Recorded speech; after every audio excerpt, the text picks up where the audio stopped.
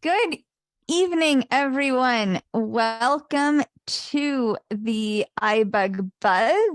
This is episode number iBUG Buzz number 587 for Monday, June 5th. 2023. I'm Maria, and I'll be facilitating the conference tonight with Sandhya. This is an open forum for anyone with questions or issues with their iPhone, iPad, iPod Touch, Apple Watch, or Apple TV, for anyone who'd like to become more proficient in using the accessibility features of these devices. In particular, we focus on VoiceOver, the screen reader, and use of various accessories as well with VoiceOver and these devices like Braille displays and keyboards and Bluetooth headsets and speakers and external battery packs and all kinds of fun stuff. So welcome to everyone who has joined tonight live and to those listening to the conference via the recorded podcast playback. I'm going to turn it over now to Sandhya for some iBUG announcements of how you can get connected with us, how you can stay connected, and just some of the events that we have happening this week, because we have so many of them happening the whole month that we can't get through all of them now, but you will get a taste. So Sandhya. All right, welcome everybody. We're so glad everybody's here. It's a special day, Apple event, we just finished one. Okay, so just want to let you know the events that are going to be coming up this week. All times are central. Everything is on Zoom unless specified otherwise. So what do we got? So for the next 2 hours, we're going to be talking about iOS products and applications, as Maria said. Tuesday is Mac Buzz from 5 to 6. Then Thursday is the Vila Book Club. And that will be from 6:30 to 7:45. We're going to be listening to Topics of Conversation by Miranda Popke. And it's DB 98465. And then Fridays are Night at the Virtual Movies. We will have the big reveal at the midpoint of this call. And then on Sunday, we have iBUG Cafe. We're going to be talking about the email app, another very powerful app, and goodness knows there's a lot that you can do with it. So come for that. That'll be from 4 to 6 on Sunday. Then our social media, we have a website, ibugtoday.org. There you can get all the information about our services, when they are provided, and all of our services are free. We have a Twitter is at iBUG Today. We have an Instagram at iBUG Today. We have a Facebook page, facebook.com/group/iBUG Today, where you can pose questions and get answers as well.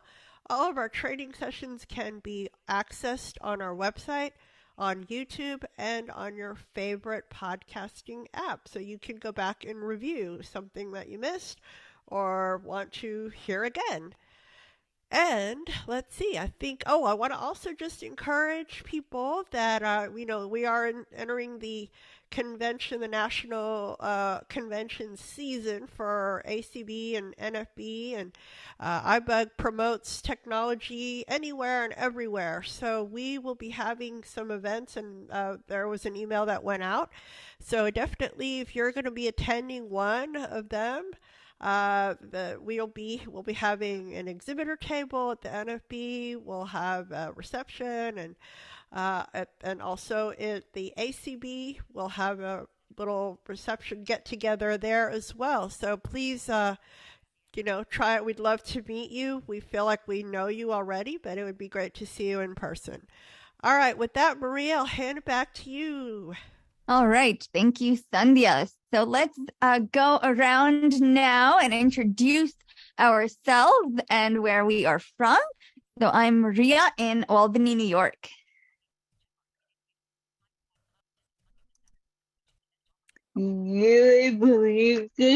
Welcome, Julie. Thank you. And remember, everyone is muted by default when you come in, so you have to unmute in order to This say hello. is Herbie in Marysville, Washington. Oh, hello, Herbie. Welcome. Marie from Reno. Hey, Marie, and hey, Pete. Hey, Pete in Jacksonville. How are you? Good. How are you? Hi, Pete. Nice to see you. This is Brian in Arizona. Hey, welcome. This is Dot. Brad, I'm in Dallas. Hello, Scott and Brad and who? Angelo in Ottawa. Angela, welcome. This is Sarah Dot in from Orange Vermont. County, California. Yeah. All right, welcome. Oh my, I think did I hear? I don't even know. Who did I just hear? Helene Uh, in Woodstock, New York. Helene, welcome. And then I heard someone else in California. That's me. That would be me, Dot.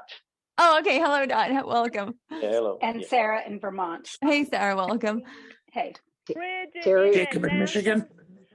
Okay, Terry and Jake and is it Bridget that I heard? I'm Yes, all right, I got three at the same time. I'm getting better. Well, welcome to Great. you all. Vincent in New Jersey. All right, hey Vincent, welcome. Jen in Nashville. Hello, welcome, Janet. Hello, this is Rosetta from Conyers, Georgia. Hey, Rosetta, welcome. All right, anyone else? Karen in Philadelphia. Sharon? Is that what you said? Karen. Oh, Karen, sorry. Hey, welcome. Janet in Colorado. Hey, Janet, welcome. Greg in Texas. Okay, Greg, and is that Dana? Yeah, Dana from the hospital in Cincinnati. All right, welcome. From the hospital? Yep. Oh, no. Aw. Dear, well, I hope you feel better. Pneumonia. Thanks for joining. Oh, well, I hope that we can take your mind off of pneumonia. I hope you feel better. Oh, my goodness. Thank you. Chanel calling from Washington. Hey, Chanel, welcome. Elizabeth from Newfoundland, Canada. Welcome. Hello. Brian from Ontario. All right, welcome, Brian. We've got a few international folks. Cool. All right. Anyone Jody else? from New Hampshire, and Dana, I hope you feel better. All right, very good. Absolutely. Welcome, Jody. And anyone Michael else? in Puerto Vallarta. All right. Welcome, Mr. McCulloch. Woo. Desi in Franklin, Tennessee. Welcome, Desi. Oh, cool. I think we have a couple of people from Tennessee this evening. All right. Anyone else? All right.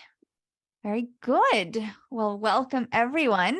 I think do we have any first time callers? All right, very good. Well, welcome back, everyone. So typically, we would jump right into questions at this time. However, as many of you know, today, as many of you may know, today was the kickoff of Apple's Worldwide Developers Conference for 2023. And that kicks off with a keynote wherein Apple announces, usually they announce new versions of their software, which they've done this year and which we'll go through. But they've also announced a bunch of new hardware this time. This is quite a packed event.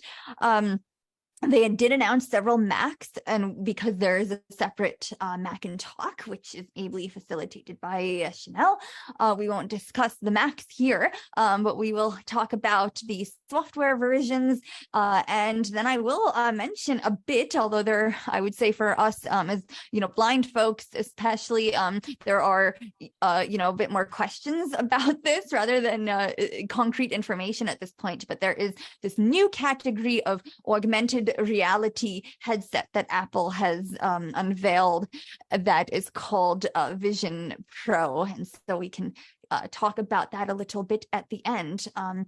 So I can take this kind of section by section in terms of topic, and then we can go through and see if anyone has questions on those or anything to add and such before we go to the next one. So we'll start with iOS 17, and of course, this will be available in the fall at some point, as is the typical schedule.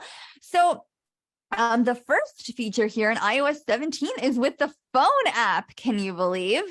And this is about personalizing your phone calls. And basically what that means is that you're able to have a contact poster, as it's called. And apparently this is just a pretty picture that people can see. You can pair your photo with your preferred font and color to add some kind of visual effect for this.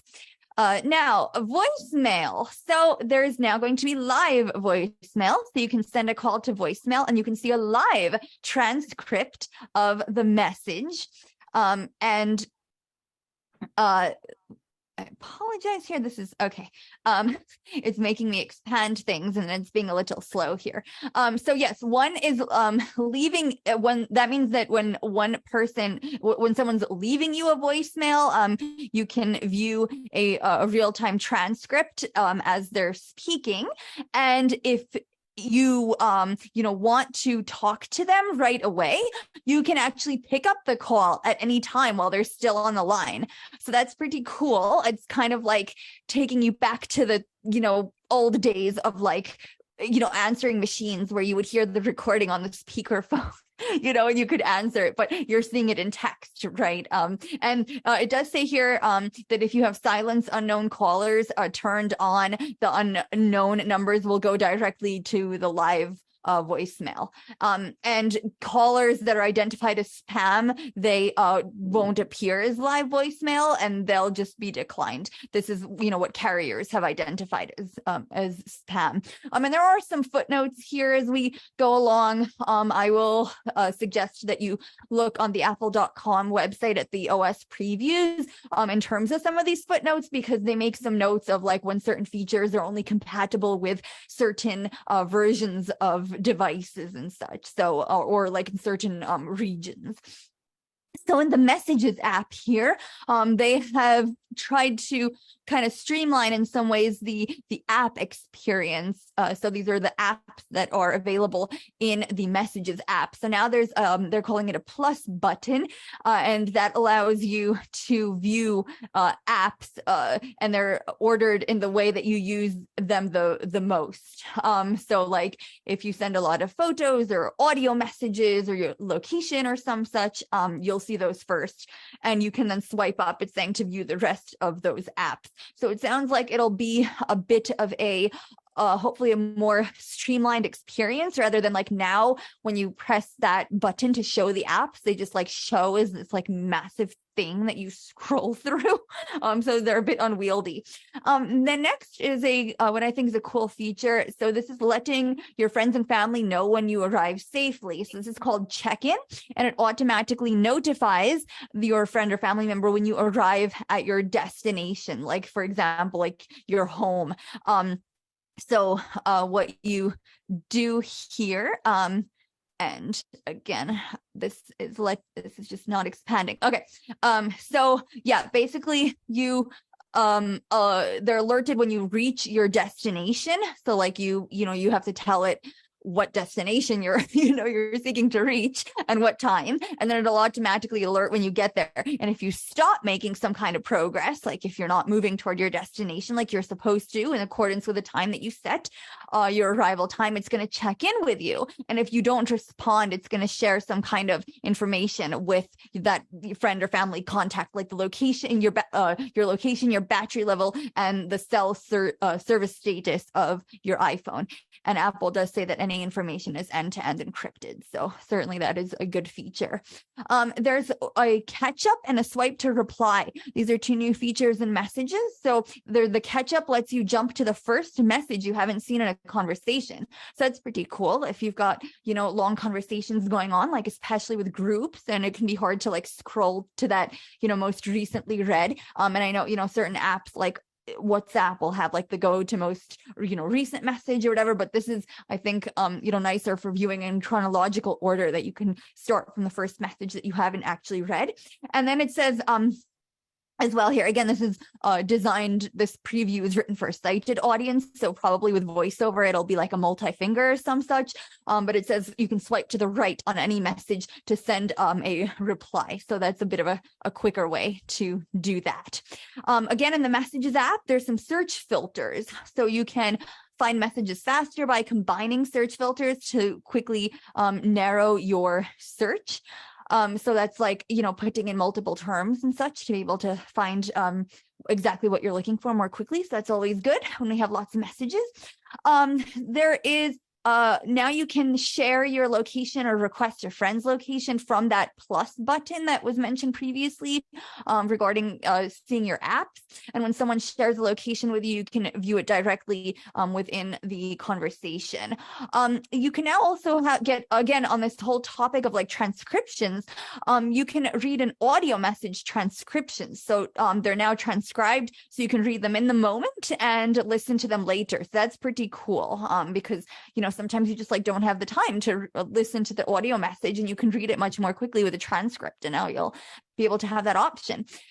For anyone who uses stickers with their messages, there's a new location for them. There's a stickers drawer, and that lets you access your live stickers, emoji and memoji, and other types of stickers in one place. Then those stickers will sync with iCloud so that they are available on all your devices. Staying with these stickers, you can now create one-of-a-kind stickers. There are live stickers that you can create using your photos, and you can use stickers in different places. You can it's in the emoji keyboard, so you can use stickers anywhere that you can access the emojis, and like documents, screenshots, and so on. Now coming to FaceTime,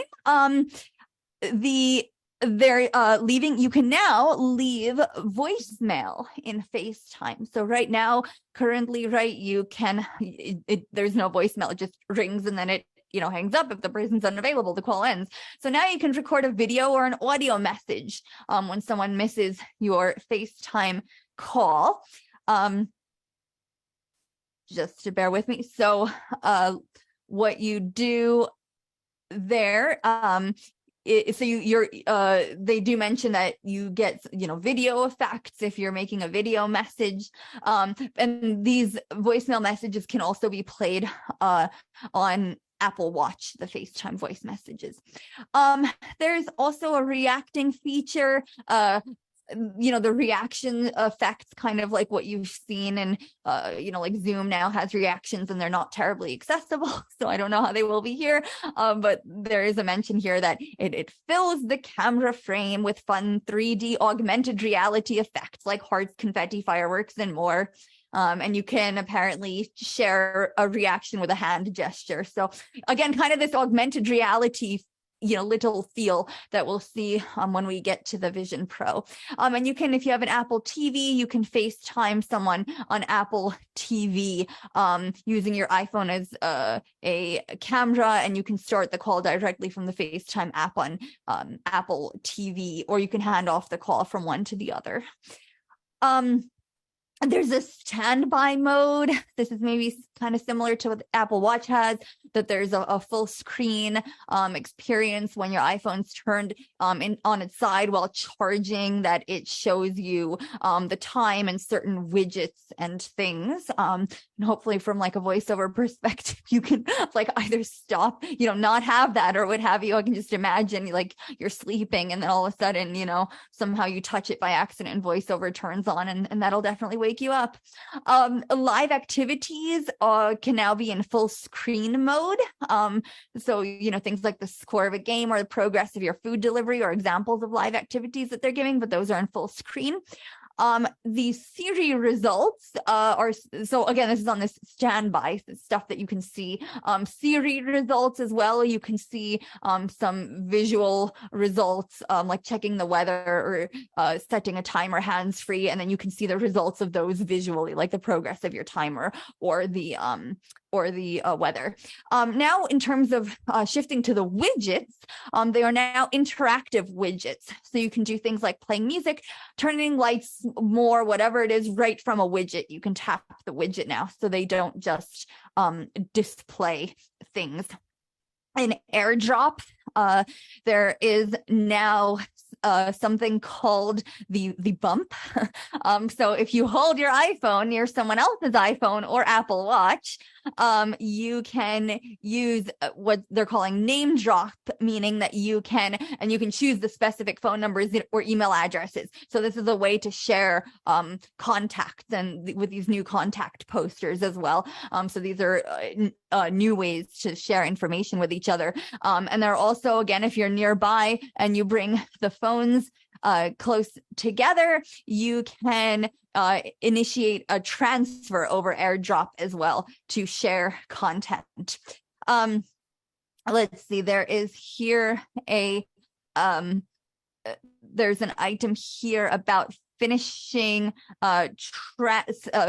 sending transfers over the internet, and it does so AirDrop transfers continue even if you step away, so that you can right now, like right if you step away, they stop, and now the transfers can seamlessly switch from AirDrop just over to regular like internet transfer using your internet connection, so that you still get the content, and that's coming later on in the year. So some of these items, right, they're not going to be coming right away with the initial iOS 17 release. They will come a little later on.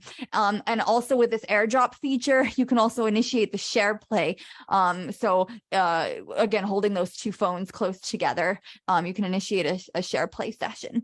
Now, a big one here that was rumored and has come is, and this will be again coming later in the year, is a journal app. And so this is so a lot of people, if you might be interested or you might know about like the Day One app, and so there's been kind of a lot of talk about how this will compare. So this is let's just to get a couple of details. So they're saying that you can add, so you make entries, right, of things that you want to write, and they're saying that you can add photos, music, audio recordings, and more to your entries. You can mark important moments and visit them later to get insights or to set new goals. There are journaling suggestions that are personalized for you. So using, again, the machine learning, your iPhone's going to create some suggestions of moments that you might want to remember and write about based on your photos, music, workouts, and more. They are emphasizing in terms of just one second here. In terms of privacy, the journaling suggestions, those are created on your iPhone using on-device processing, and you have control over what type of data you want to include to use to generate those suggestions. And you can also lock your journal, and the iCloud syncing uses end-to-end encryption. So they are really obviously focusing on privacy here. In terms of the keyboard, they're mentioning that there's a more accurate autocorrect, that the auto-corrected words from a visual standpoint, they are underlined so you know what's changed, and you can revert to the original with a tap, and there are some inline predictions as well as you type, again, highlighted, and they're saying like the last few words of a sentence are highlighted to show you that the sentence can be completed with just a tap of the space bar. So basically this auto prediction is now a sentence, like kind of auto completion instead of just like the next word. In terms of Safari and passwords, you can now create a profile, so you can keep your browsing separate for different contexts. So for example, for like work or personal, you might want to have different profiles in Safari, and these would separate things like your history, your extensions, tab groups, cookies, and favorites, and you can switch between profiles as you browse. So we've seen this in different on like the Chrome-based, browsers on desktops and such. We've seen this, so it's good for this to come to Safari. There's a faster and more relevant search. They're saying that the search is more responsive and it shows easier to read and more relevant suggestions. There's also enhanced private browsing that it locks your private browsing windows when you're not using them, and it also completely blocks known trackers from loading on pages and removes tracking ads to URLs as you browse. So again, just really enhancing that to protect your privacy and to prevent all these trackers and such out there from knowing what you're doing. Autofill verification codes received in mail. So we already have the from messages when you receive like those two-factor authentication codes, and you see in the prediction bar of the keyboard to fill those in when you're entering them. So now the one-time verification codes that you receive in mail, they're going to be filled in. This is even faster. They can be filled in automatically so that you can log in without leaving Safari, right? You don't have to go back into your mail app to see what the code is and then come back and, fill it in. So that's certainly a nice time saver.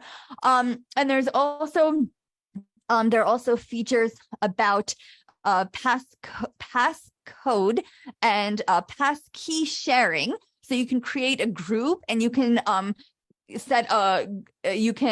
choose a set of accounts to share with that group, and the passwords stay up to date for everyone, and you can remove someone at any time. So like maybe if there are accounts that you're sharing within, family group, like that you want to have multiple people have access to or some such, or, just to have a backup that you're not the only one with access to your information. This is an easy way to share the access.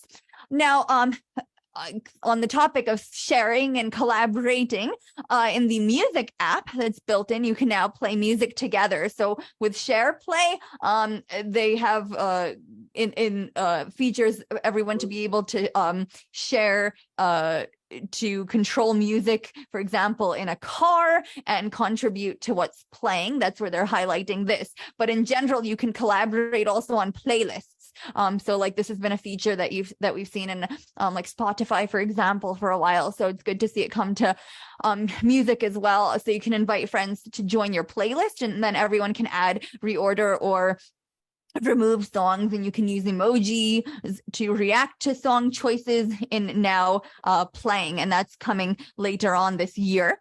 In terms of AirPlay, smart device suggestions.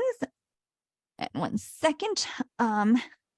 Okay, so that means so now the devices in your AirPlay list are shown by relevance, and iOS can send suggestions proactively based on your preferences. So again, just using some of that like on machine learning rather than just like randomly showing you a list of static devices. And later on in the year, AirPlay is going to be available in supporting hotel rooms. So you can scan the QR code on your room TV, and you can securely share videos, photos, and music from your iPhone to the TV. Now, AirPods, for those of you who have AirPods Pro, there's an adaptive audio mode, which is an entirely new listening mode. This is for the Apple AirPods Pro 2nd generation. It says it dynamically blends transparency and active noise cancellation to tailor the noise control experience as you move between changing environments and interactions throughout the day. You can now press to mute and unmute yourself on a call using AirPods. And there are also some updates to automatic switching between Apple devices. In terms of maps, you can download maps to use offline. So you can like save an area of a map to explore it and view it without an internet connection, which is nice because sometimes when we travel, we don't always get the best internet connection in certain spots. You can also 1 second, I'm just getting some there's if any of you know or have family who have EVs, electric vehicles, there's some enhanced routing for electric vehicles to provide information about charging stations and such when you're getting turn by turn directions. Siri now. So now, right, we say HEYSIRI when we want to activate Siri. And now you just are going to be saying SIRI. So you're no longer saying the HEY word. And you can also make some back-to-back requests with SIRI. So that means like you issue the request just one right after the other without needing to reactivate it. Let's see here. Then in terms of the spotlight, there are app shortcuts now in the top hits, and those are intelligently offered based on your next action. So like if you search for photos, you can jump right to the favorites album of the Photos app. So shortcuts to sections within apps are now also shown in top hits to help you get to what you're looking for faster. And there are also some visual results in Spotlight that like for example, they're mentioning finding recipes of similar dishes from a photo, or if you and this might be a little trickier to do from non-visual, but it's saying like if you lift a subject from a photo, you can look at information from that photo, and then similarly the items in videos as well about this visual lookup. In the health app now, we'll go to, there are updates like there are some new mental health and vision features, like ways to log how you're feeling and being able to compare your metrics to like clinical standards for things like depression, and from the visual perspective, being able to like they're saying, preventing myopia with being able to log like how much of time you've been exposed to daylight, for example.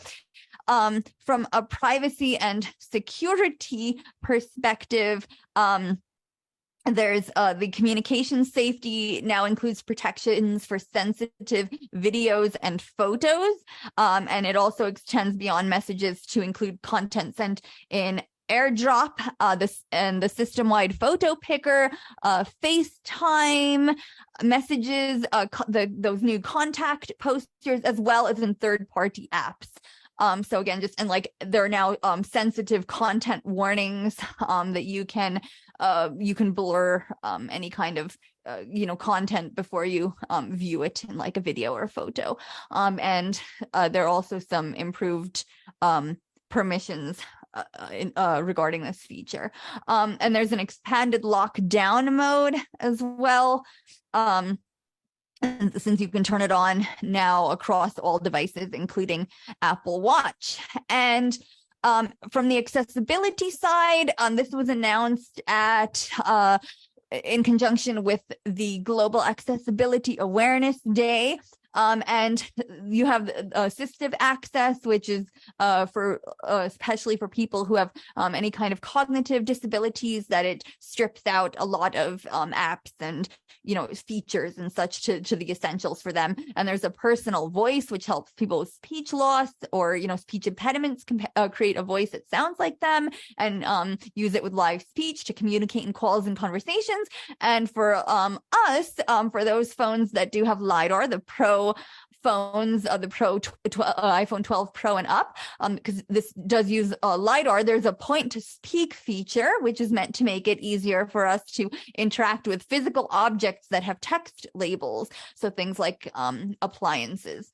And there are a couple of new emojis in the Reminders app. You've got grocery lists will automatically sort items into categories to make shopping easier, and you can change how items are grouped, and the list is going to remember your preferences. In Notes, this will be interesting from an accessibility perspective. You can view and mark up PDFs and scans of presentations, assignments, research papers, and more, and you could add links to connect related notes. And so like there's an example they're giving is like a trip itinerary and a list of recommended restaurants. And in PDFs, there's an enhanced autofill. So that allows you to use information you've saved from contacts to fill out a PDF or a scanned document faster. So you can quickly return your completed form as well to the sender in mail. So looking like there's some, intelligence being used to help fill out information that might not readily appear as a form, like that it's perhaps recognizing the fields. So it'll be interesting to see how accessible that is and how well you can tell, what fields and such have been filled out. In the fitness app, there's a redesigned sharing tab that provides some more information about your friends' activities. You can create a schedule for meditations and workouts. In Find My Now, you can share either AirTags or any kind of Find My Network accessories with up to 5 other people, so that everyone in the group can use the precision finding to find the location of those AirTags or other Apple Network devices. In the Home app, if you have compatible accessories, there's an activity history, so you can see like who locked and unlocked the door and when, and it shows recent activities for things like garage doors and contact sensors and your security systems. In the there's a news app, has these crossword puzzles, so it'll be interesting to see how accessible those are. And there's in the podcasts app, there's an Apple News plus audio stories podcast available there. And there also is a feature in photos that the people album is better than ever at recognizing your favorite people, and includes the cats and dogs that are part of your family too. How cool is that? I'm going to be interested to see how I can tell it and whether it can recognize my 2 chocolate labs and tell them apart. And you can also with Apple ID, you can sign in to your iPhone securely using a nearby device or any email address or phone number listed in your account. There are also some enhancements to Freeform as well that allow you to use some new drawing tools. And the compatibility for iOS 17 is from the iPhone 14 series, the Pro and the 14, all the way down to the iPhone. So let's see, the 14, the 13, the 14 series, 13 series, 12 series, 11 series, the X or 10 series, and the Apple SE 2nd generation or later. So that was a lot, but I think it was good that I spent a lot of that time on that, because I can then, when we talk about iPad OS, I can just mention it's like a lot of the same stuff plus these couple of other things. So any questions or comments or additions or any such on iOS before the other sections will be shorter. All right. This is Pete. This is Marty. All right. I think I heard Pete first. Yeah, Maria, could you repeat that first item again? The first item, I believe, was the phone item with those contact. Forget it. That was a joke. Oh, okay. Okay. Very well done, by the way. My gosh. Thank you. It's the Braille display, and it's the fact that you remembered all of that. Oh, I didn't remember any of this. This is my Braille display and reading. Well done anyway. Thank you. You're welcome. This is Marty. Go ahead, Marty. Did you say the phones that are eligible for update are down to the 10? In other words, like the 8 will not be eligible for iOS 17? That is correct. So the 10R would be, though? Yes. Oh, okay. Thanks. Yep. This start. Yep. Go ahead, Dot. All these cool features that I like, the phone thing, like voicemail transcription, and you can pick up the line in the middle of the voicemail. Yeah. Is this going to be on our existing phone, not iPhone 15 or anything? Oh, yes, correct.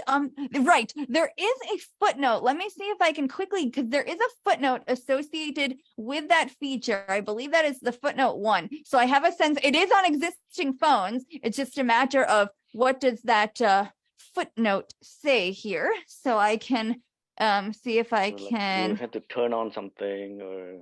Well, it does. It does. I mean, it depends. Like if your carrier, I believe your carrier has to support what's it called, visual voicemail, like where you have the voicemail app. So I know that's obviously a prerequisite Let me see if it, Yes. because I could have sworn there was a footnote associated with it. Yeah, footnote 1. Let me see here. All right, 1. This is Herbie.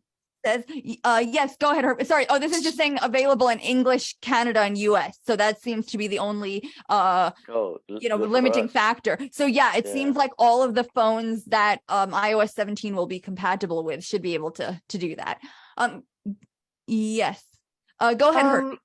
So first of all, Pete, this is Pete's first time, exposed to your marvelous reading of the iBUG thing. So you've been in for a treat there, Pete.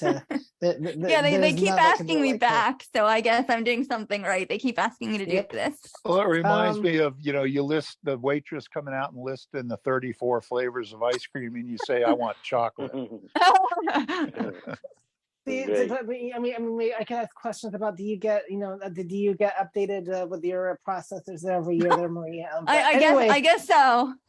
I really had more of a comment, and I actually wonder if it will require, does it actually say that it will require visual voicemail? And the reason why I ask is since we're getting transcriptions of audio messages, which I'm really happy about, by the way, and FaceTime as well, those aren't going to go through the voicemail system. So I wonder if this is actually something, the live transcription is actually something separate. Well, I guess I would ask though, like, where else would it be coming from, right? In the phone app, like, are you saying you think it would be like a separate tab? I think it's like I wonder if it's a separate thing than the visual voicemail, just because of the fact that since audio messages don't use the visual voicemail and yet we're getting transcriptions of them, I wonder if it's something to do, instead of using the visual voicemail, if Apple is using some of the on-device intelligence that they're building into the iOSs. That would be interesting, because I guess it'll be interesting to see that. It's an interesting thought, because I guess like my whole understanding of the non-visual voicemail is that you have to call a number, right? Like you used to now. Prior. So it's like, would they make you look at the transcription, and then if you pressed call, I guess I wonder, because like if you did want to then listen to it, you'd have to call the number and navigate and all that, right? So I do wonder how they would like synchronize, right? Like, here's the button to play this voicemail and here's its transcription. So right. I don't know. I guess I just assumed. We'll find out with the beta, but I wonder if it will use the actual visual. I think it'll use the visual voicemail, but so it'll be interesting to see how it works out. Because and it's going to be totally weird though, just for the end user we're going to have to get used to leaving people voicemails and knowing that we could actually get butted in on it anytime. So it's going to. I know, right? Like in Jonathan's analysis, he's like, "What's old is new again," And it's true, because right, like back in the day with the machines, like you would hear them on speaker, and you don't hear them on speaker now, but you could just pick it up, right, and interrupt, and that's kind of what you can do now. Dot, go ahead. Yeah, that means. Oh, thank you. That means you have to turn on voice over, screen recognition or something, so you can voiceover can read the transcription for you, or is that gonna go to the loudspeaker or something? I don't know. Like you just said. So we'll have to see. We'll have to see when the beta. But I think because like now, right, you have the transcription, because I don't think you're gonna hear the person as they're leaving the voice message. I don't think you're gonna hear their voice. But what you'll get if you go in there, right, you will get the transcription. I'm guessing like in the same area, like you would see it now, except that it's gonna come in real time. So like voiceover would read it out, and then there would probably be the button like answer or whatever, cool. Pick it up. So it won't be like voiceover reading fighting for the person talking. Oh yeah. Okay. That would be bad. Got it. You wouldn't hear anything very well then. Thank you. Absolutely. Thank you. You did a good job. Thank you. I'm glad you enjoyed. All right. Any other questions? All right. Well, then we can shift over in terms of mentioning the theme that I'm getting from iPad OS, which I believe Jonathan said this is, or one of the people in that podcast said this is, I don't follow the iPad as closely, I don't have one. But what they had said was that this has kind of been the case in the past few years, that the iPad features have been catching up to the iPhone. And so indeed, in that vein, things like the lock screen personalization are coming to the iPad. The health app is coming to the iPad. A lot of the crossover is with just a lot of these other things that I just mentioned, the messages features and the live widgets and the stickers and the FaceTime features. I think I saw some on the FaceTime. You can use an external, I believe, camera with FaceTime calls on the iPad. But some of these other features, the PDF, the intelligent autofill, and those being able to link related documents. There is a note here about collaborating with PDFs, getting real-time updates when sharing a note with others, and as you mark up a document or draw or add a sticker, what have you, it appears on your collaborator's device. Again, it'll be interesting to see how accessible that experience is of editing with PDFs, and if you are told about where, like, if you're told that someone is editing it or someone is viewing it, and where you are in relation to what other people are doing.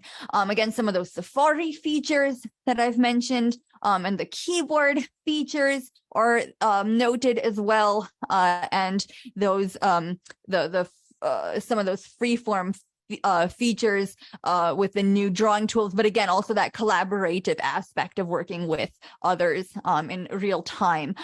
With the Stage Manager in iPad, there's a note here about more flexible layouts, moving and resizing windows.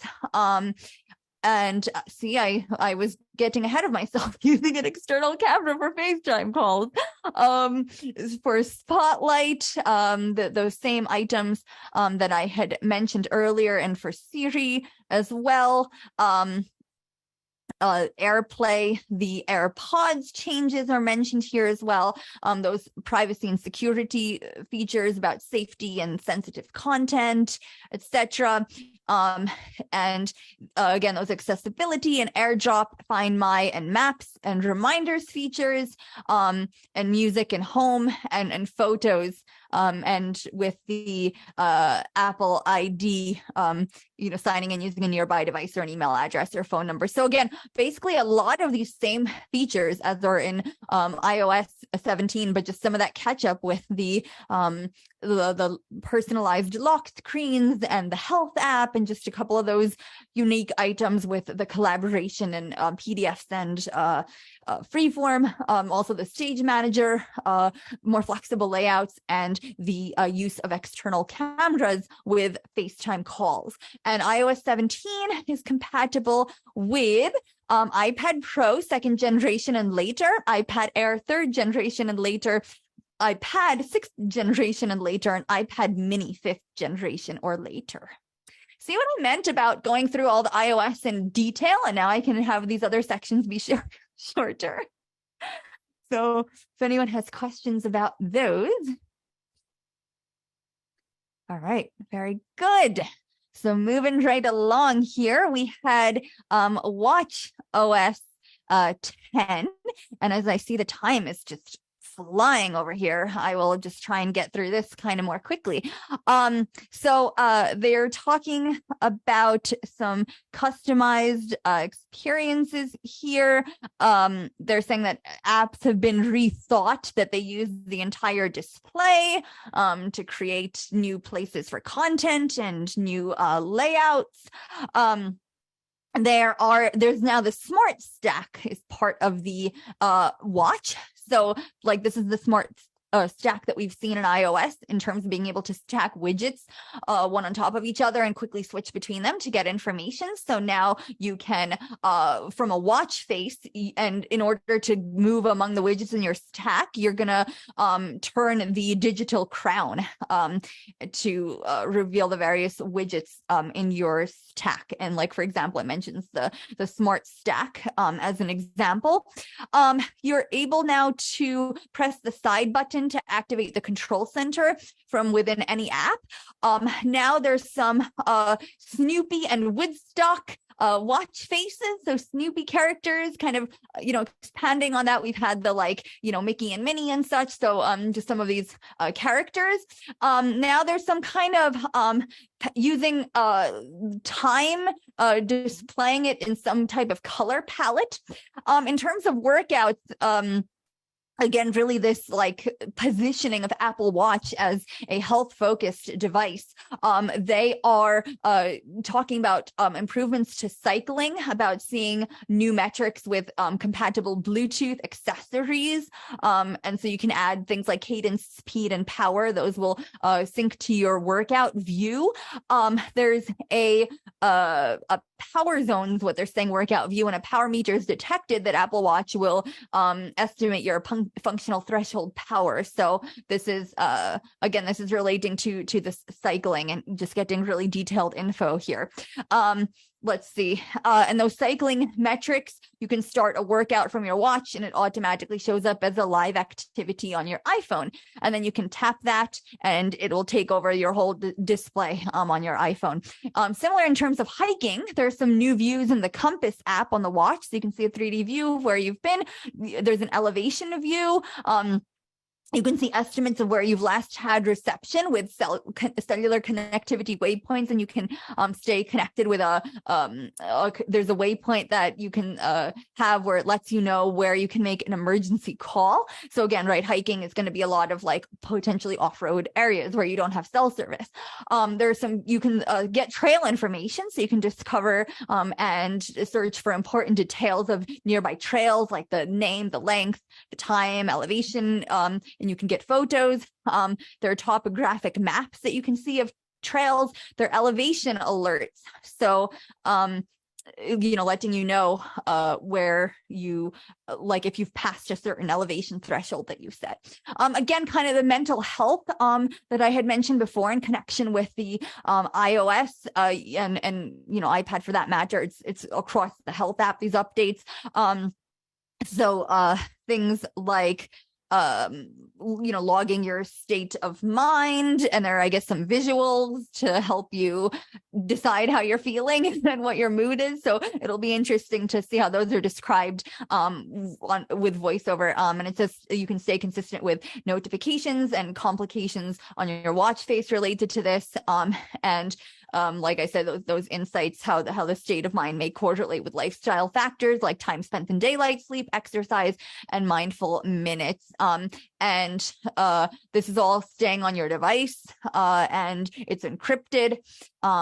And when your Apple Watch is locked with a passcode, it gets encrypted and it's never shared without your permission. And again, like I was saying about the reduced risk of nearsightedness, things like time spent in daylight as well. So to help with that. Then in terms of, let's see, there are in Apple Fitness, those custom plans that I mentioned. With iOS 17 as well. You can stack now multiple workouts and meditations as well to quickly, move between your different activities. And now there's a workout API. So that, and there and it's saying that the more powerful motion sensors in Apple Watch Ultra and Series 8 can detect more rapid changes in acceleration and direction to allow, they're saying, developers can create experiences like sports for, golfing and tennis. And now they can, workouts can be imported now into other third-party apps.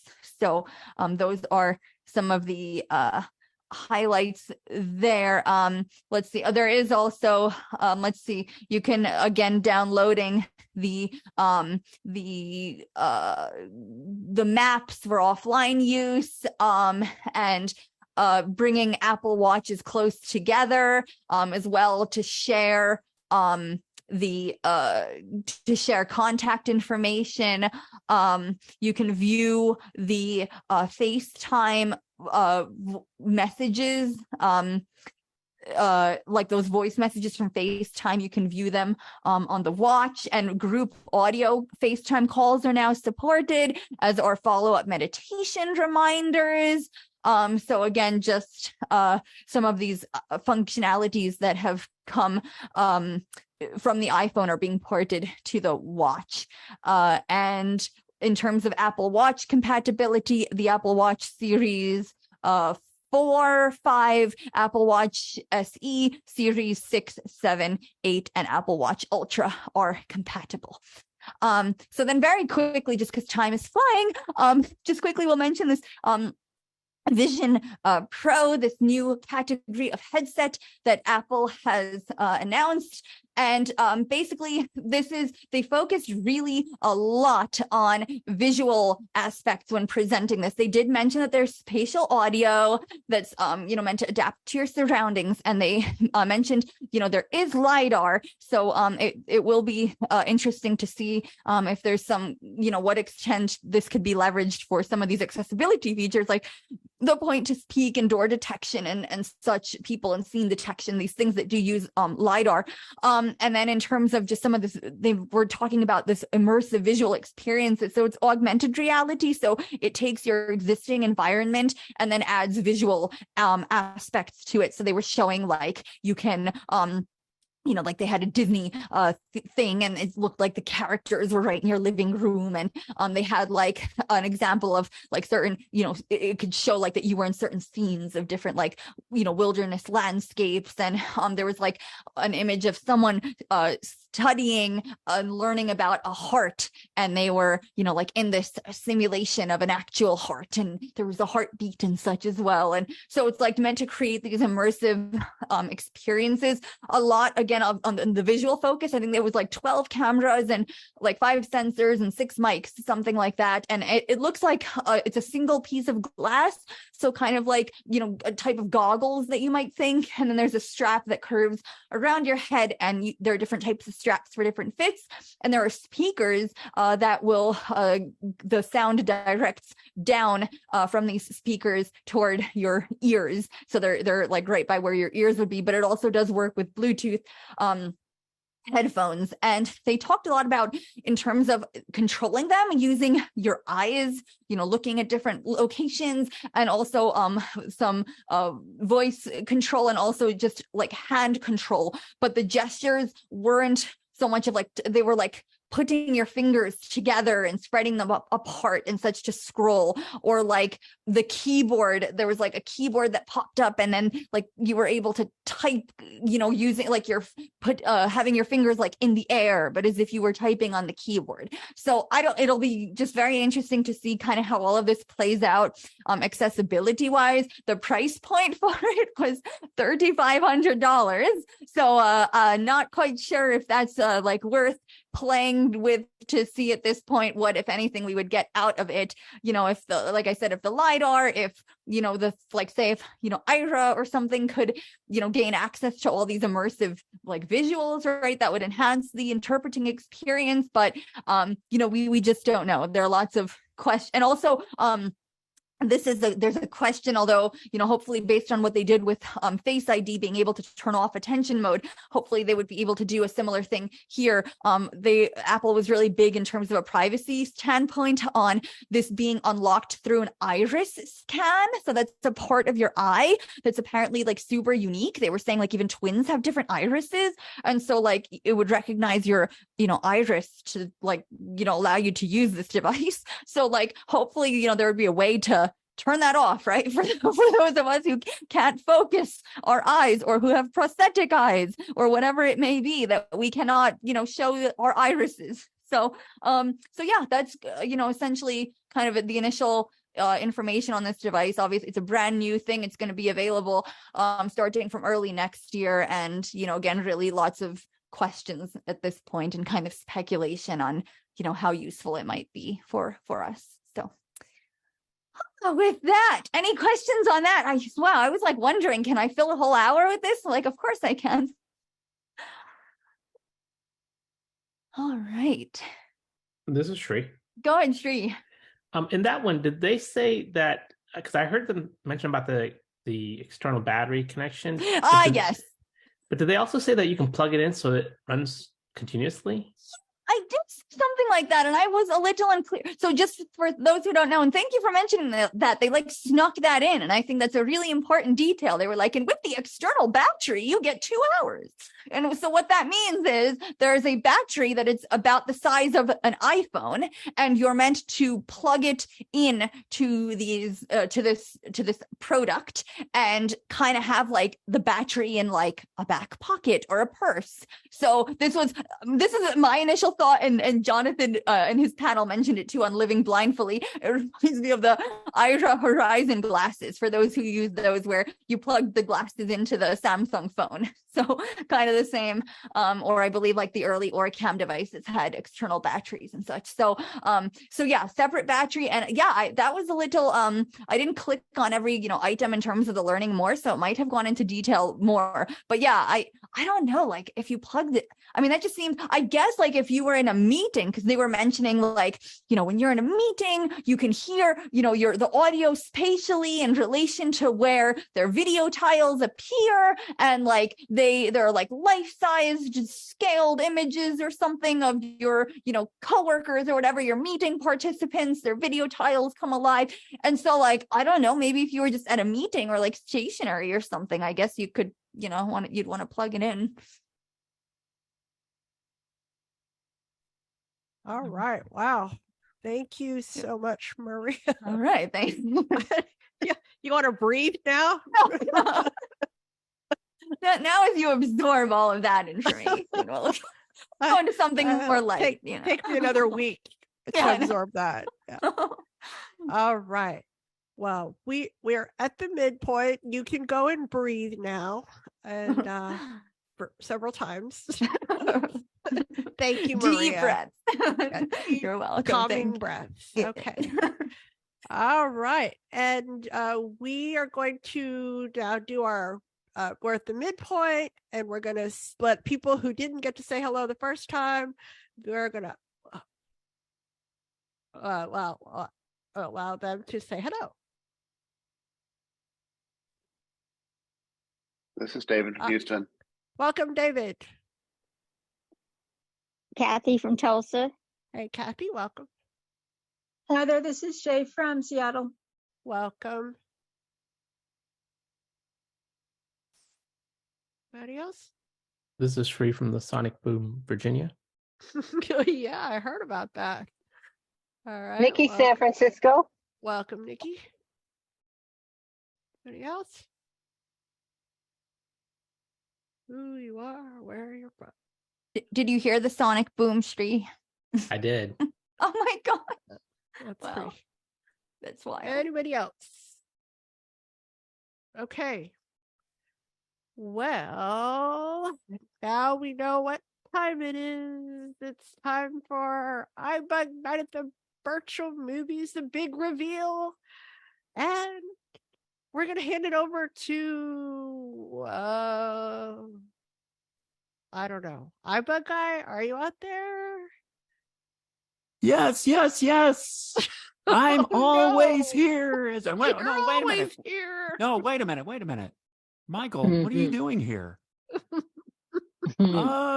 Always here to give the movie clues. Yeah, but you said you were going to be out of town tonight. Sandhya, you did say I know. he was not here, right? Awkward. We didn't get our nights confused, did we? No, we didn't. He just loves us too much. Michael, I hope you didn't miss your flight, because you're not supposed to be here tonight. Okay? He wants Didn't he to be call here. in Oh from dear, Puerto I Vallarta? guess I better go to the airport. Sorry about that.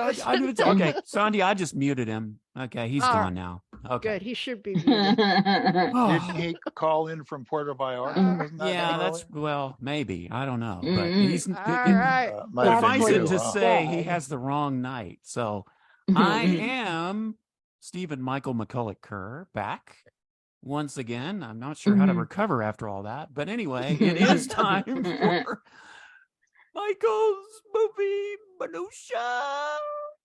Oh no. Yeah, I thought we muted him. Yeah.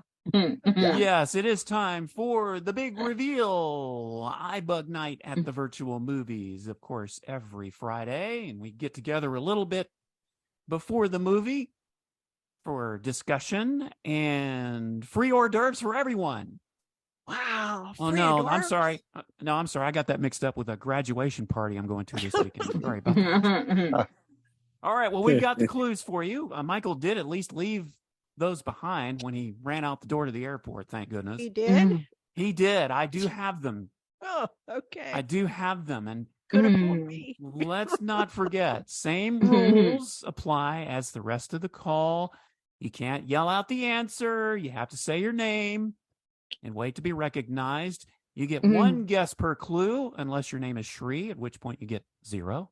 No, just kidding. Just kidding. You get 5 clues, or maybe 5 more, depending on the clue giver's whim. And we need the correct title of the movie. So, without further ado, let us get to clue number 1. Oh. Oh, finally, after all that. Our film takes place in Wilmington, a picturesque port city in North Carolina. Oh, you said it right. North Carolina? Yes, sir. Our film takes place in Wilmington, a picturesque port city in North Carolina. This is Maria. Maria, go ahead. There's so many Nicholas Sparks movies, and I'm feeling like it's one of them. I'm gonna guess The Notebook. The Notebook is not the right answer. Oh, you did such a great job on that Apple presentation, Maria. I was hoping, maybe you got it right. Maybe it was my lucky night. But not quite the right answer. Any other guesses for clue number 1? Our film takes place in Wilmington, a picturesque port city in North Carolina. Pete, go ahead. Dear John. Dear John. Isn't that a song? I didn't know that was a movie. Book in a movie, I think. It's not Dear John. Good guess, though, Pete. Anybody else before we move on to clue number 2? This is Shri. Shri, go ahead. Daniel Unchained. Say again? Daniel Unchained. Oh, Daniel Unchained. Dango Unchained. Okay. No, that is definitely not the right answer. Is Chris? Chris, go ahead. Cape Fear? Cape Fear is as close as it is from here to Mars. Close. Not quite right, Chris. Good guess. All right, let's move on to clue number 2. Oh gosh, he uses this word every time, and I cannot remember. Protagonist?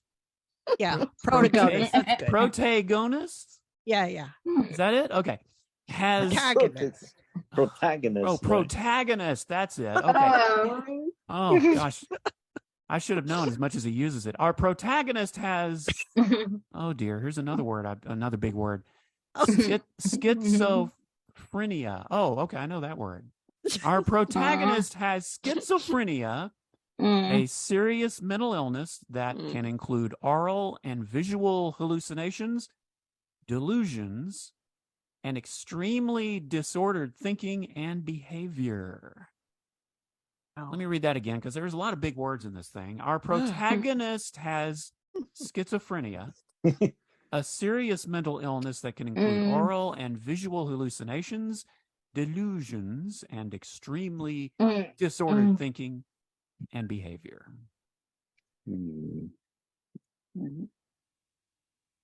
Anybody have a guess? This is Shay.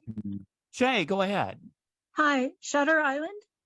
Shutter Island. Ooh, a good guess, but not quite it. Shay, good try though. Any other guesses? This Marie. Hey, Marie, go ahead. Prince of Tides. Prince of Tides. It's a great movie and a great guess. And no, sorry, Marie, not quite the right answer. All right, any other guesses? This is Clue Dave. number 2. David. Is it The World According to Garp? The World According to Garp is not correct. Nice try, though, David. Really? Julie? Criminal Mind. Criminal Mind? Ribbon Mind? Beautiful Mind, I thought you said. Beautiful Mind. Beautiful Mind. Is that right? Is that what you said, Julie? Yeah. Beautiful Mind is a beautiful guess, but I'm not the right answer, Julie, but a good try, though. That's a Good guess. Good try. All Great right. guess. That's awesome. Yeah. Great, Julie. Great job. All right. Let's move on to clue number 3. Our film captures the struggles of adolescence, which are universal.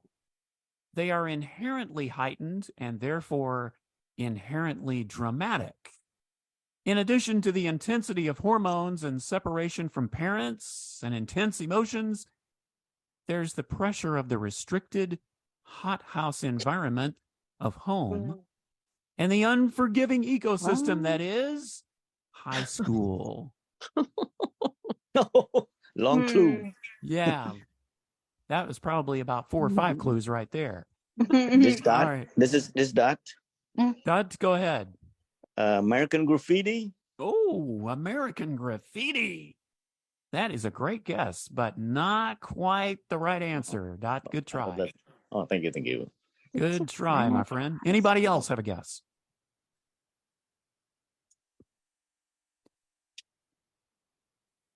Our film captures the struggles of adolescence, which are inherently heightened, therefore inherently dramatic.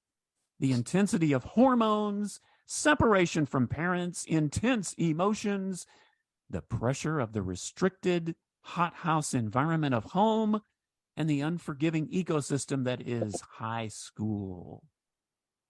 This is Jody. Jody, go ahead. Dead Poets Society. Dead Poet Society is not the right answer, but good try, Jody. This is Terry. Terry, go ahead. Animal House. Animal House is not the right answer, Terry, but good try.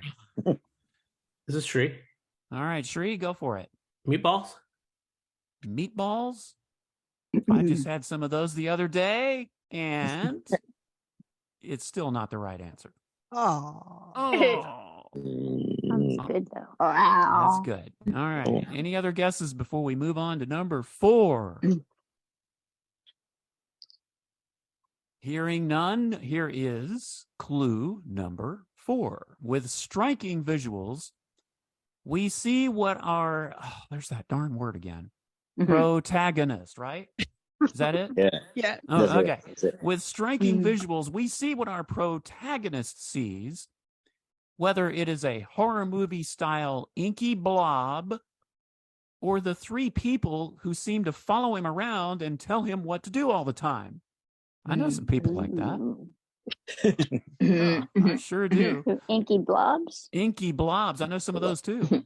With striking visuals, we see what our protagonist sees, whether it is a horror movie style inky blob or the 3 people who seem to follow him around and tell him what to do all the time. Any guesses? Anybody could guess. Yeah, new people, old people, Middle people. You know, people who haven't guessed. Yeah. Oh my. This is Shree. Yeah. Shree, go ahead. Is it School Ties? School Ties. Not the right answer, Shree. Not to be confused with Dress Ties. Pete, go ahead. The Sixth Sense. The Sixth Sense is a great guess, actually. but not the right answer. Nice try, Pete. Oh, we might stump them. We might, Sandhya. And I did not write these clues, despite what Michael probably says that I do. I don't. There's too many big words in there for Michael. This vocabulary is way too over my head for me to do it. All right. Well, Sandhya, we should move on to clue number 5, should we not? Should we not?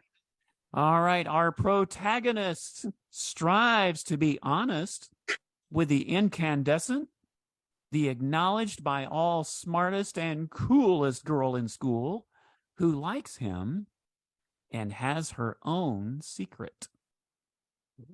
Our protagonist strives to be honest with the incandescent, the acknowledged by all smartest and coolest girl in school who likes him and has her own secret.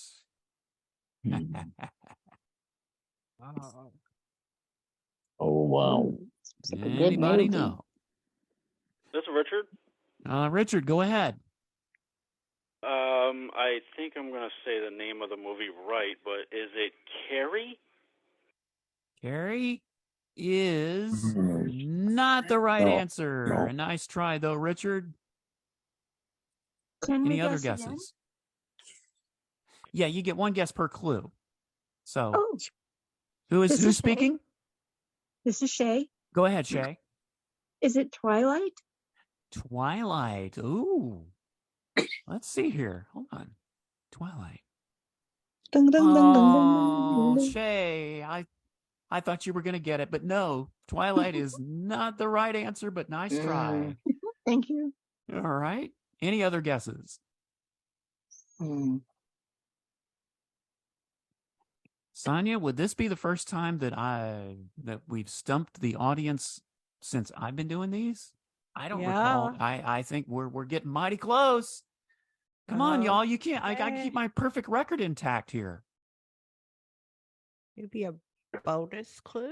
Yeah, I think I do, actually. Let me see. Hold on a second. Oh, yep. I do see one here. Who's starring in it? People with mental illness want to be known and loved, and this film honors our protagonist with both. And it may even have something to do with a bathroom. Yeah. It does have something to do with a bathroom. Yeah. People with mental illness want to be known and loved, and this film honors our protagonist with both. And there's something about bathroom in the title. But not John. Yeah, I figured that would give it away right there. That really helped a lot. Oh, I'm sure it did. All the guesses, y'all don't everybody speak at the same time now. We're not supposed to do that on YouTube. Yeah. Any ideas?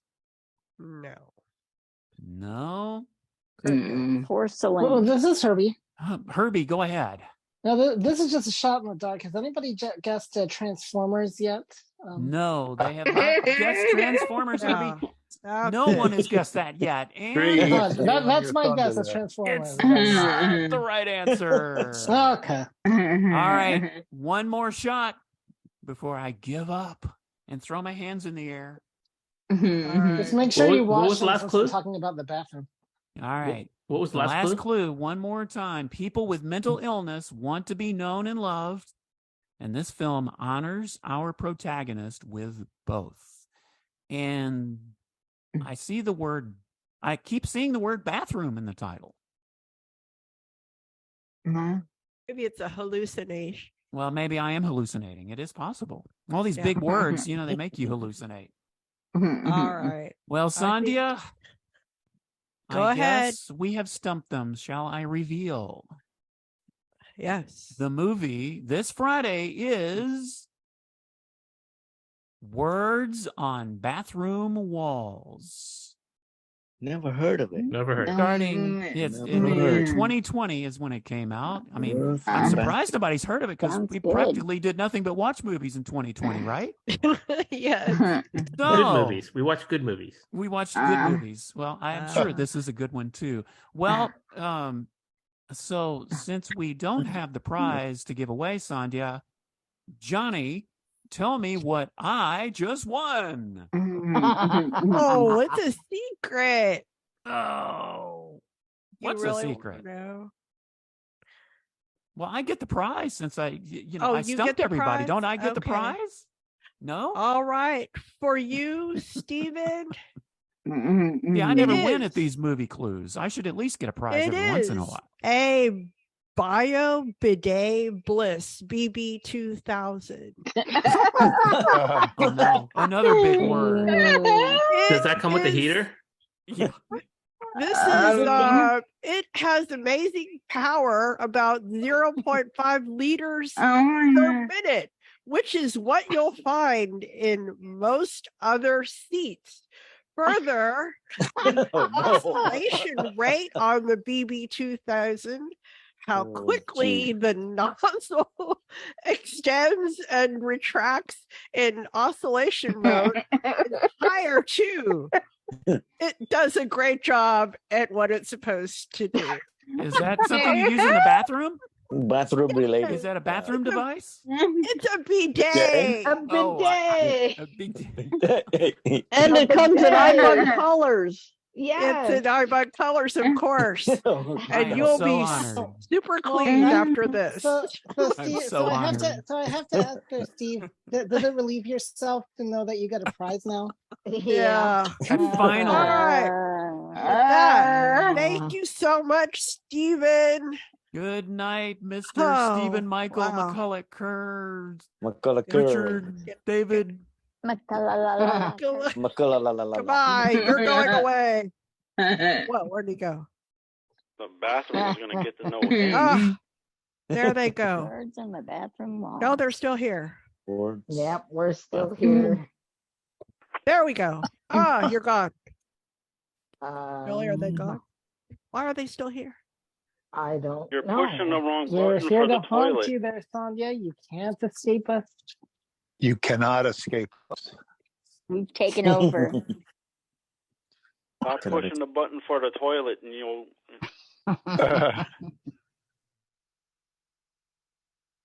All right, I think we got them.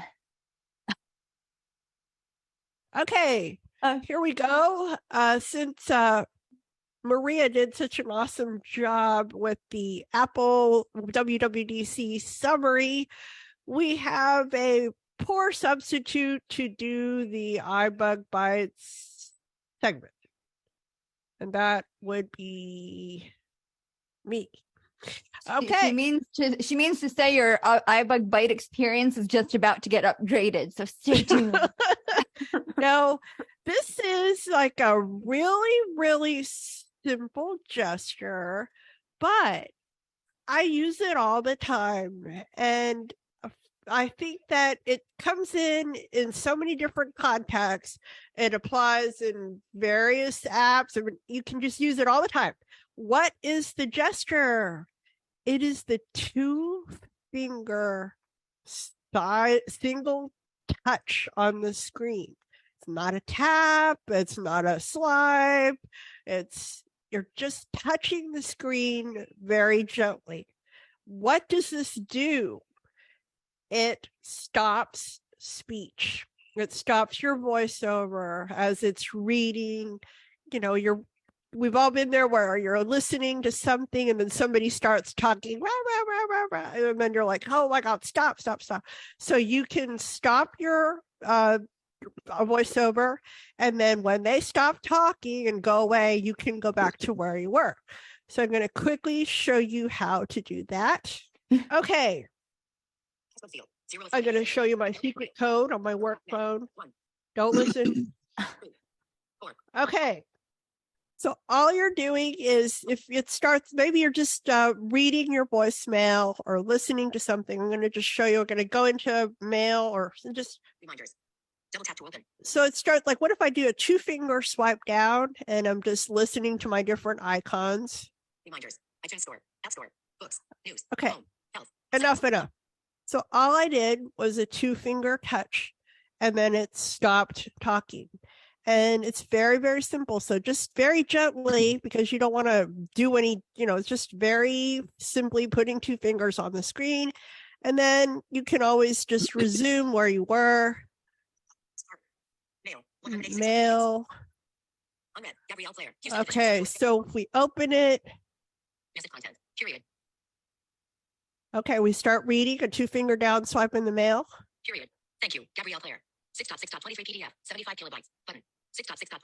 And then I just stopped it with just a 2-finger touch. And then you can just resume by just doing a 2-finger swipe down when you're ready to go back to where you are.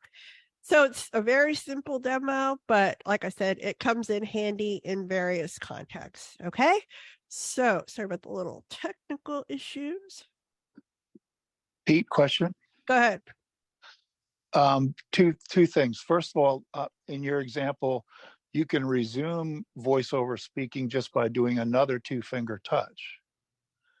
It will resume where you stopped it.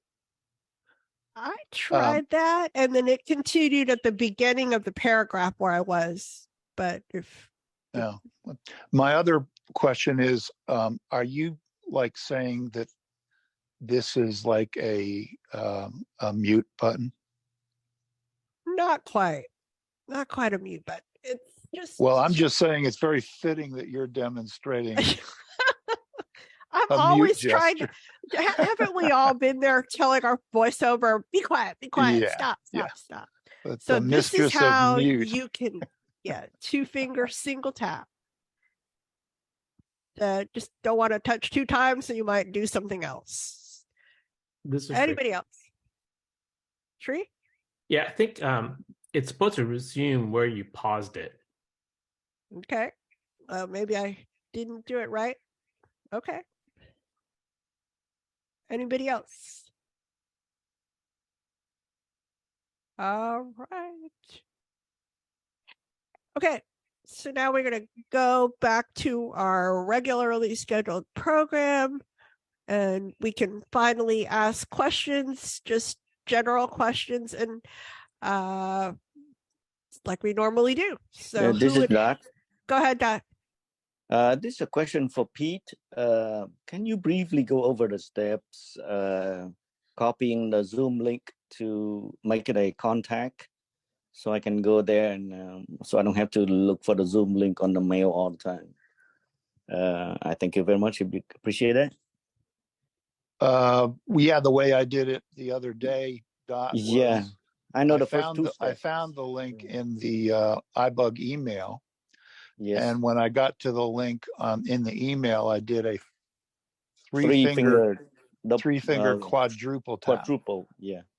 Yeah, the 3-finger quad tap, and then that copies it to your clipboard, so you've got it saved there. Then I go over to the Contacts app and open a new contact, and you do that by tapping the Add button at the very top, and that allows you to add a new contact. And then you can, what I did is put iBUG Zoom in the name, the first and last name, because it asks you, like Dot, whatever your last name is, it would be iBUG Zoom. And then you go down to where it asks for the URL field, which is the web link. And then you double tap on that and it opens up the web link text field, the URL text field. And then I turned my rotor to edit and swiped up until I got to paste, and it pasted the Zoom link in there. And then I saved the contact at the very top. You tap on done, and then you have the contact completed. All right, very good. And just a reminder, thank you. All of our bites are part of the podcast, so you can try to forward to the middle of our podcast, and then you'll be able to review them well, because that was a lot of steps there. But thank you, Pete. Thank you. I appreciate that. Yeah. Okay. Very good, Tree. Go ahead. I just want to make one comment about the demo that you did that's very useful. Is when you're listening to something, like let's say a phone number and it has a code, and you need to give the code to someone. Like I use that where it says when it repeats the number, I pause it. Repeats the number, I pause it, so I can, state it to someone else that needs it. Oh yeah, I see what you're saying. Yes. Yeah. Yes. Yeah. So it's a very useful tool that way too. Say that Yeah. again. I didn't get So that, Shri. basically, hang on. Everybody Oh. say their name. Okay, go ahead, Shri. Say it Oh, again. So basically, let's just say there's a phone number, 703-555-1212, and then there's 4 or 5 digits afterwards. Every time it says the digit, I pause it, and then I tap again to go to the next digit, and I pause it. So that way, if somebody's asking me, "Hey, what is that digit code?" I could kind of tell them. I do that a lot when I'm on a phone call. Okay. Very cool. I'll have to try that. Awesome. This is Herbie. In that situation, I've typically gone to the rotor and I think try to navigate by character. Characters, you can do that too. All right. Okay, go Herbie. Actually, well, you stole my thunder. I was going to say the exact same thing. I just go to the characters rotor when I want to read something character by character or digit by digit. So. All right. Thank you, Herbie. All right. Just remember, say your name before you start talking. Okay. Who's next? Who has a question? Anybody? Everybody's tired after the Apple WWDC. This is Terry. Go, Terry. I have a comment, really. Okay. I'm thinking this past weekend I've been experimenting on my phone with an app called Call Annie, and she's a virtual language model, and you can talk to her in real time. It's part of the GPT stuff that's coming out. But I'm thinking, and I don't know this to be a fact, but because you can use her with WhatsApp and other things, I'm wondering if once these things come out, Apple will have, my thing is, I don't know if it's picking it up or not. I can't do anything about it. I wonder if it will be accessible to some of these visual things that you were asking about, Maria. How are we going to know what they are? Because she is able, if you send her a picture through WhatsApp, for example, and you give her an idea of what that picture is supposed to be, she will then describe it for you. So I'm wondering, or a video even. So I'm wondering if she'll be able to do some of these things with some of these visual things with Apple. Right. There's a lot of, potential out there. We did a little quick, Pete did a little intro last week with Call Annie. So yeah, there's a lot of exciting stuff like the whole WWDC. We don't know how all that's going to be implemented. So that's going to be the fun part when September rolls around. So we will all be very busy. So great question. This is Shri. Go, Shri. I think from the accessibility perspective, we've got a little bit of a taste that's coming, especially that one that Maria talked about where you can actually take a picture of your range and point to it and it'll kind of tell you what it is. Mm-hmm. I think that's kind of like the step one of the many steps that's going to be presented by Apple. But the fact they're doing these kind of things is, to me at least, it's a clear indication we're going to get some of that type of feature. Yeah, and I think actually right now with your regular camera, you're able to pick up some text. I've been really using that a lot. I don't know, it's inadvertently I've had to read some things and the camera seems to do a really good job as well. All right. Thank you, Shri. Who's next? Angelo? Go, Angelo. Well, just to show my ignorance, I don't know anything about stickers, so what are they and how are you pros using it? Stickers? Yeah, well, Marie talked about new uses for stickers. All right. Anybody use stickers? Or Maria, you want to talk about stickers? Okay, so they're just they're kind of like emoji, but they're a little more graphical. I don't really use them very much. Does anybody use stickers on here? It'll just say it's like a little bit fancier than an emoji. But visually, I don't know what they look like. This is Pete. Pete, go. And they often have text embedded in them as well, like an emoji with text. You see them a lot on Facebook where it's kind of like a sticky note, a yellow little sticky note that the real kind that you can hold in your hand that they use in offices. But they do have a graphic, like an emoji, a picture type thing, but they often have text embedded as well to send a message. This is They're Terry. often used in a message app or in Facebook to give a quick response to a post or something. Thank you, Pete. Go, Terry Ann. I've used them in WhatsApp, not recently, but I have, and you can attach them to a WhatsApp message that you're sending to somebody too. Okay, And so they're similar to emoji. Yeah. Yes, and VoiceOver reads what it is that you're sending or describes it if it's a visual thing or text. Okay. And there's bazillions of them. All right. Thank you. All right. Next. Who's next? This is David.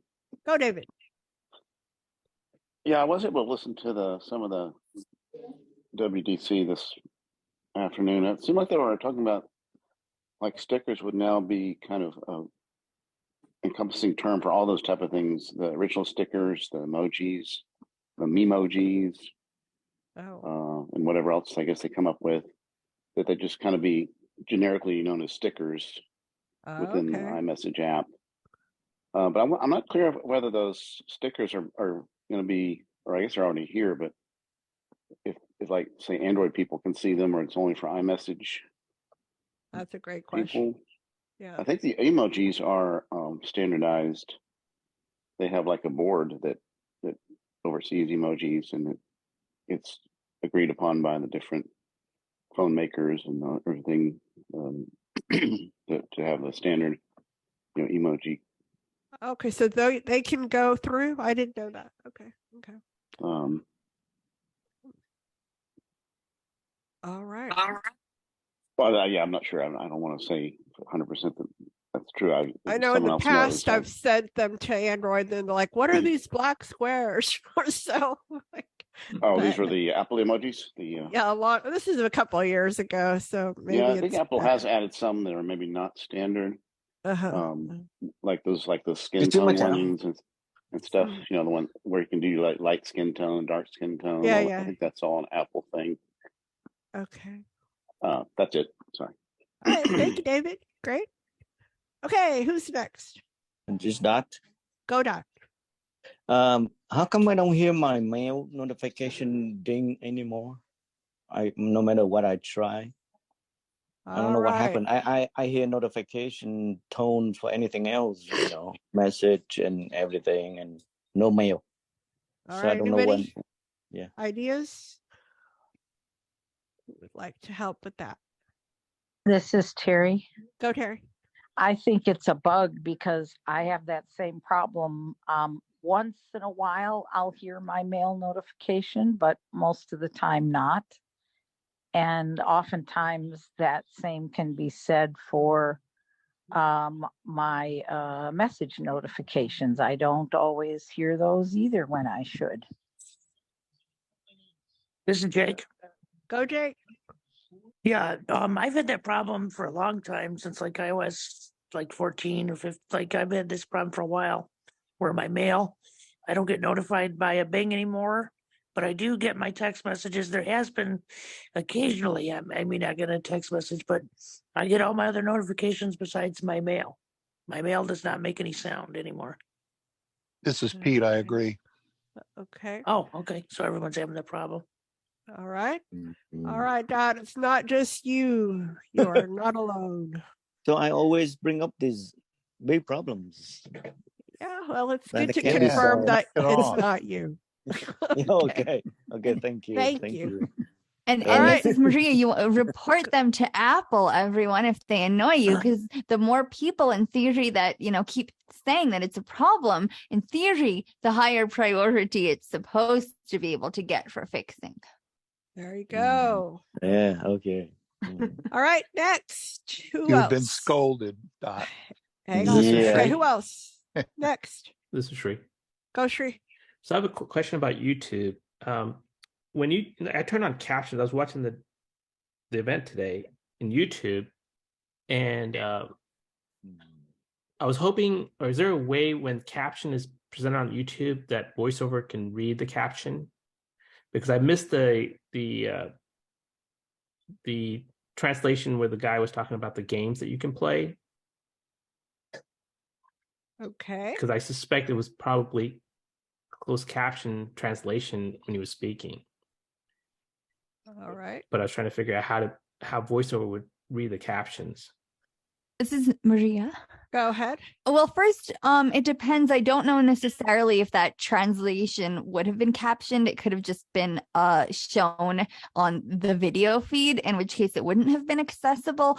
But something to try, and I don't remember, I don't know if like this is supported in YouTube, but under settings and accessibility, trying to quickly do it, and there's like a media under a media heading, there's like a caption setting where you can choose if you want it displayed in speech, braille, or both.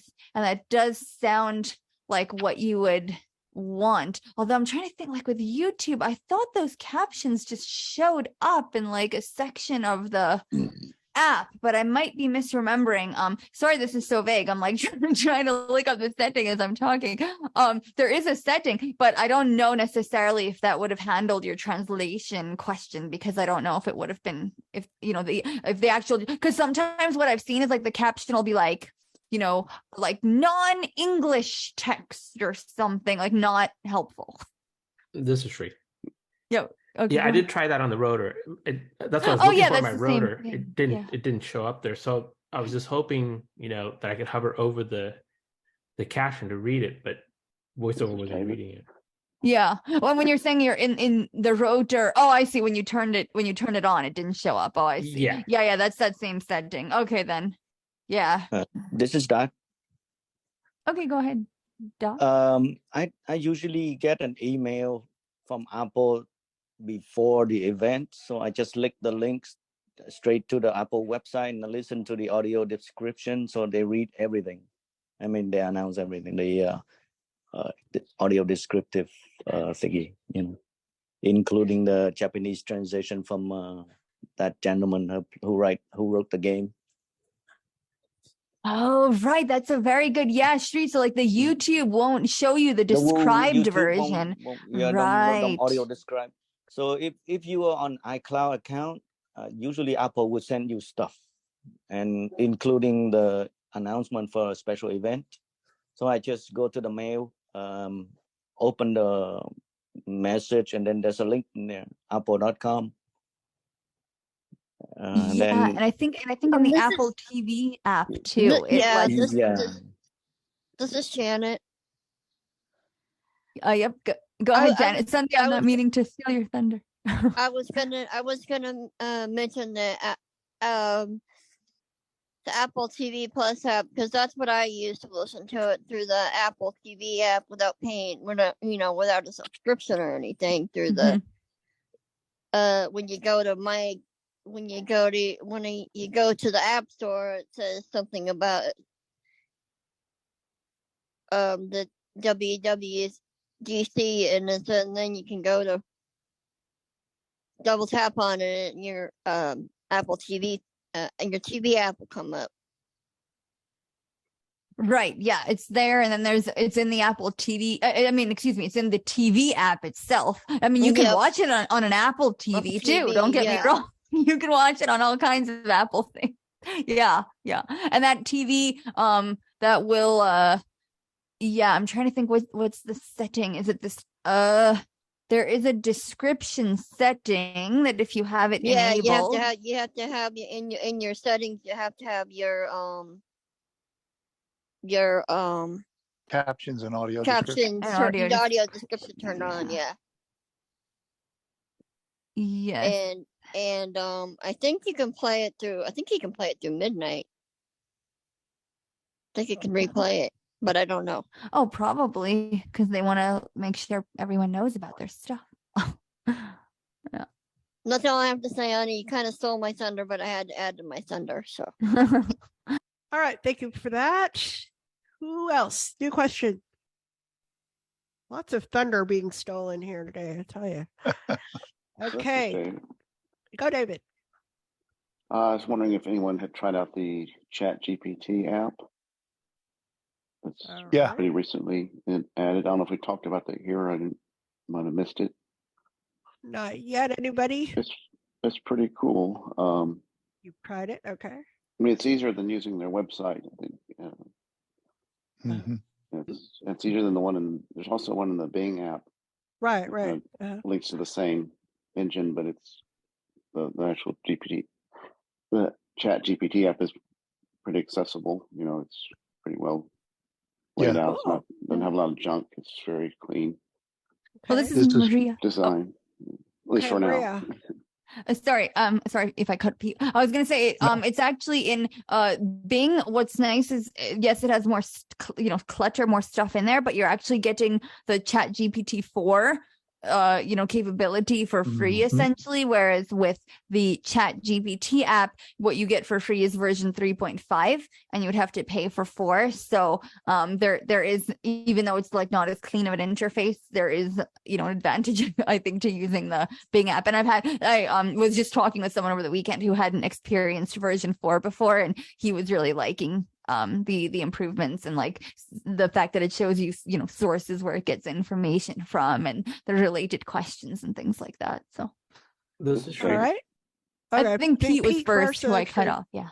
I was just going to say the same thing. You don't get the version 4, but it is very, very fun to play with, and it's very simple. It's got like 3 lines on the app, the interface, but you don't get the version 4, which I have not seen version 4, so I didn't know what the differences were, but I would be very curious to hear, like Maria said. All right, more thunder stolen. Go, Sri. Yeah. Do you have a different what's the word? Does it behave differently if you create it as a shortcut versus having the app, or do you get the same functionality? Like I have set it up as a Siri shortcut. What, the website? ChatGPT. OpenAI? Yeah, OpenAI is it. All right, anybody? I was wondering if the 4.0, does it have access to current data, like because the 3.5 what it stops at 2021, I believe. Yeah. This is Terry. Okay, go ahead, Terry. I'm using the Call Annie, which is GPT version 4.0, and it's free, but her data is her news information is like 2 years old as well. Yeah, so it's the same. This I is guess Chanel. it's restriction across the board. Hang on. Okay, go, Chanel. Yeah, I do believe Chat GPT-4 does have access to current information. There are, of course, lots of iterations. I've not used the Call Annie, but the strictly GPT-4 it does have access to the latest information. Okay, thank you. Okay, moving on. Anybody else? New question? And this is Marcia. Go ahead. Jody, a couple weeks ago, was working with somebody and they were in notes and they couldn't go down past a certain place. And what I learned was you can take 3 fingers and swipe and you can go down there by page. And if I wanted to slow down, I can, go to my rotor and put lines in there and then go line by line. It still won't go down past, then you have to do that 3-finger swipe. So that might help her and her mentee. All right. Thank you, Marcia. Good job. All right. Who else? Anybody? So I had a weird issue today trying to, well, it's kind of related to a computer, but it mainly relates to the iPhone and using the iPhone for the TFA, the 2-factor authentication. So it was sending a push to my work phone, but I could not get there fast enough to answer the call and type the number. and it wouldn't let me, I know Sri has set up that thing about you go to the very top and you can open the call that was in progress, but it didn't say call in progress. So I couldn't open it and couldn't go to the keypad to type the number. So This is Maria. Go ahead, Maria. So what I always do for those, if I can't get it via text or just whatever reason, if I want the phone call where like for ours, it's you press pound to authenticate. So I make sure I lock the phone before I get that incoming call. And then when I get the call, and then you just, especially if you then Face ID and you unlock it with your face and the keypad will be right there. Oh my goodness. I did this like 3 times. And then the guy was there and he's like, oh, why don't I get you a card reader? I was like, tell me that before. Oh yeah, I couldn't get that to open. Okay, thank you. I'll try that out next time. This is Shri. Wow. Go Shri. So are you saying you didn't get a call in progress? Yeah, couldn't get the call in progress. I kept trying to swipe up there and it wouldn't say it. Couldn't get there. So I'm confused. So were you talking to this person on your phone? It's a work phone and it's an automated machine that says if you want to authenticate this, type 5. But I couldn't get into that keypad to type 5. Oh, okay. So you would not get call in progress because you're on that phone, right? Yeah. If you're using the phone that you're talking to that person, you're not going to get call in progress. I don't think. Well, how do I get to the keypad? This is Maria. Go, Maria. Sorry, I think maybe Shri, are you thinking the call in progress is if you're already on an active call and then you switch out of it, and then in like your status bar you get the call in progress, right? Right. So what this is this is a call that she has to answer. So like, and I guess because. Like the note, Sandhya, you're talking about just even when the phone rings, right? Like you're not able to get to the area where you can answer even the call, if I double tap and answer, I can't get to you have to go to the thing to type 5. Yeah. Oh yeah, no, the call in progress, you don't have time for all that. Yeah. It gives you like 5 seconds. Yeah, it was horrible. Yeah. No. Okay.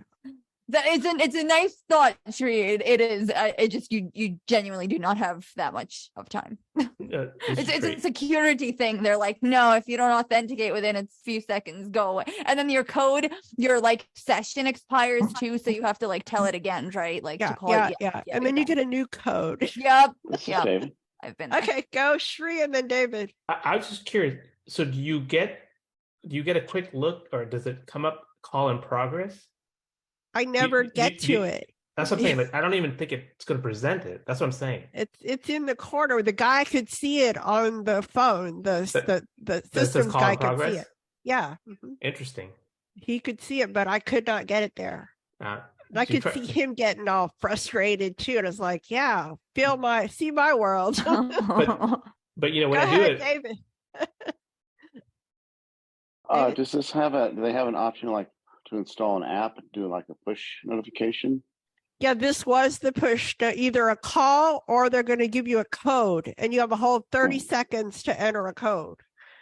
So finally he got the card reader. So yeah. Because when we use, you can install this app, and then when you want to authenticate, you click on push, and then it goes into your notification area, and you just tap on there.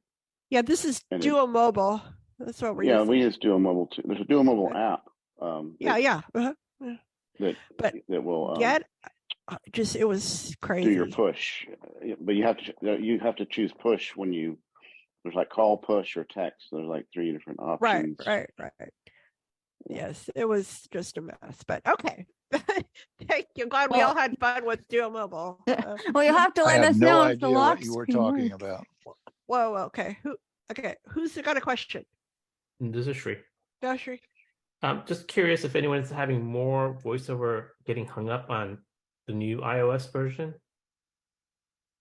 16.5. Yeah, I'm noticing a lot of voiceover just stopping and starting. Okay. Anybody? Yes, not. It's just you. It's just me. Go ahead. Oh, This is Greg. This is Go, Maria. Honestly, I think I've been so consumed by the Braille display panning issue in iOS 16.5 that if I have experienced, I feel like maybe I have had some times where the speech isn't like stops speaking, but I can still tell because I can feel the tap tick, like, so I know, you know, it's still on. Yeah. But, and so then I have to either like do the, 3-finger double tap a few times or sometimes like restart VoiceOver. I have had that, but I've had for the Braille users, I hope this has been fixed. It's one of those that keeps reappearing, but it's more severe this time. It is when you, go to pan to a different page, like in Kindle or books or even now Voice Stream Reader, which hasn't been affected in the past, that turn pages when panning setting doesn't work. So the pan doesn't turn it it doesn't bring you to the next or prior page, but it's even worse than if that happens, then you're not actually able to pan your Braille display anywhere in iOS until you restart VoiceOver. So, yeah. It's Marie. Okay. Marie, I think Greg was before. Oh, Greg. Sorry, Okay. Greg. Yeah, I was just gonna tell Sri I'm having the same issues. A lot of voiceover cutting out. Okay. Marie. Okay, I was also going to go back to Sri's question. It seems to me that mine has actually not doing it as often. It still is happening, but it seemed like when I first updated, it was really, really bad and it was happening constantly. Now it doesn't seem like it's happening quite as often. I don't know why. It's one of those voiceover gotchas. This is Terry. Go ahead. With iOS 15, I was having that problem. And last weekend, I finally upgraded this phone to iOS 16.5, is it, I think? And I'm not having as much of that problem as I was, where VoiceOver would just kind of stop for a minute and then start up in another word. But I'm now having a problem where it, if you want to double tap on something, you sometimes have to do it 2 or 3 times in order for it to take effect. But I don't seem to have that VoiceOver being stopped and like getting hung up for a second as much. I still am, but not as much as I was. Okay. This is Maria. Go, Maria. I was just when I was trying to find that audio description or the caption setting and stuff, like I was literally having this issue. And like even with my Braille display, like I was using it, I was trying to do the double tapping and like nothing was happening. And I think I ended up having to like restart VoiceOver. So yeah, I've experienced that too. All right. Shri is not alone. Okay. Anybody else with a quick question? About to get to the end here. Anybody? Okay. How many people actually got to watch it live, the event today? I did. Pete, I did. All right. This is Shri. Go ahead. Did they say which device?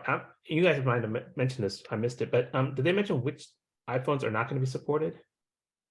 This is Maria. It's anything below the iPhone. So like the lowest was the iPhone 10, 10s, 10R, and then the SE 2020 or later. So anything below that.